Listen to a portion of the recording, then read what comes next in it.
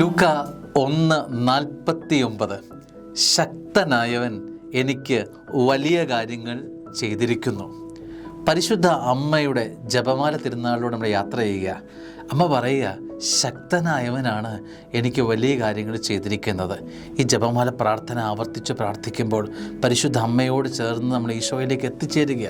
അപ്പോൾ ശക്തനായവൻ കൂടെ ഉണ്ട് എന്നുള്ള ഒരു വലിയ ബലം പരിശുദ്ധ അമ്മയ്ക്കുണ്ടായിരുന്നു. അമ്മ പറയുക, എൻ്റെ ജീവിതത്തിൽ ലഭിച്ച അനുഗ്രഹങ്ങളുടെ കാരണം ഈ ശക്തനായവനാണ്.